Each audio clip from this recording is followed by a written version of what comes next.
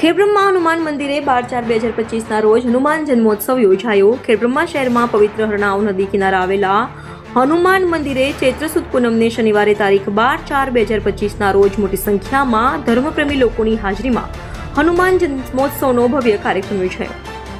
આ કાર્યક્રમ અન્વયે સવારે 9 કલાકે મારુતિ યજ્ઞ શરૂ થયો હતો, જેમાં શૈલેષભાઈના સર્વ કુટુંબીજનો દ્વારા હનુમાનજી મંદિરના શિખરે ધજા ચડાવવામાં આવી હતી, જે હવન બપોરે 2 કલાકે સંપન્ન થયો હતો.